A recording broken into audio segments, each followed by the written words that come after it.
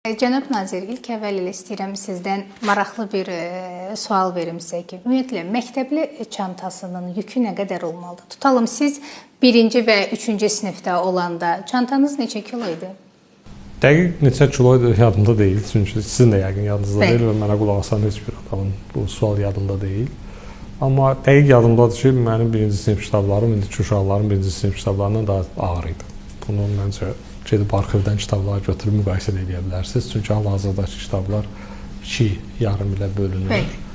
Və dərslər də demək olar eyni idi. Yəni o nöqteyi nəzərdən tədris planları da əsaslı şəkildə dəyişməyib, saatların da sayı əsaslı şəkildə dəyişməyib.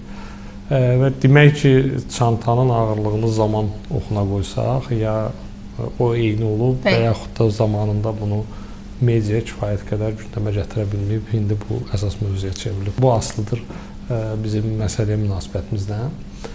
Amma təbii ki,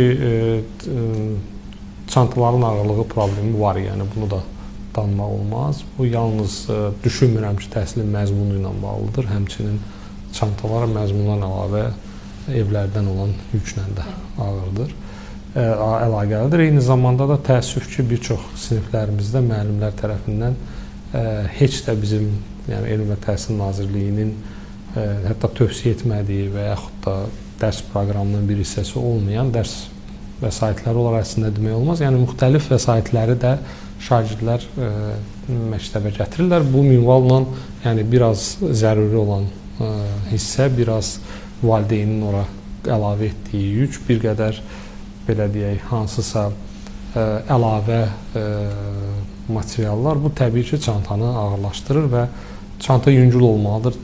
Təbii nə qədər yüngül olsa şagirdə bu qədər rahat olar. Nə etmək lazımdır ki, yüngülləşsin? Dediyim kimi, bu yalnız nazirliyin səmimi olaraq yəni günahı deyil və yaxud da ki, sualın cavabını nazirlikdə axtarmaq da doğru deyil. Çünki həmin çantanı yükləyən tərəf nazirlik deyil deyə düşünürəm. Nazirlik tərəfindən biz edə biləcəyimiz onu etmişik ki, əvvəl dərsliklər əgər 1 illik hazırlanırsa, hal-hazırda bu yarım belə illik hazırlanır. İbtidai sinif səviyyəsində səhv etmirəmsə, bir dərsliyin çəkisi təxminən 270-300 qram arasında dəyişir yarım illik, yəni dərsliyin. Yəni bu problem əgər hər birimizin problemidirsə, bu problemi deməli hər birimizin iştirakı ilə həll edə bilərik. Müəllimlər çünki əlavə vəsaitlər verirlər hazırlaşmaq üçün və burada iş dəftərləri də var. İş dəftərləri kifayət qədər, yəni dərs prosesi, dərslik komplektinin bir hissəsidir. Orada sual yoxdur. Mən dediyim kimi, bir var ki, iş dəftərləri hansı ki, dərslik komplektinin bir hissəsidir, bir də var ki, iş dəftərləri dərslik komplektinin bir hissəsi deyil. Ona görə yəni bu valideyn, müəllim, o cümlədən həmçinin nazirlik təbii ki, biz öz dediyim kimi boynumuza düşən hissəni başa düşürük, amma bu ictimai problemdir və ictimai problemi yalnız ictimaiyyət həll edə bilər. Ona görə yəni dediyim kimi, burada valideynin də rolu var, burada məktəb müəlliminin də rolu var. Daha çox, çünki gündəlik ünsiyyətdə olan tərəf valideyn və müəllimdir. Və valideyn və müəllim çantanın içinə baxıb onu necə daha yüngülləşdirmək olarsa, bu sualın cavabını məncə məndən daha yaxşı bilir, tam səmimi deyirəm. Əgər o çantanın içinə baxanda bizə aid, yəni Elm və Təhsil Nazirliyinə aid suallar çıxırsa, tam səmimi olaraq biz də o sualın iştirakçısına çevrilə bilərik. Çünki bizim bugünkü hal-hazırda gözləntimiz bundan ibarətdir ki, şagirdlər dərsliklərinin yarım illik əsasda dərsliklərini və yaxud da həmin, xüsusilə yenirəm, ibtidai sinifdə yəqin ki, problemdir.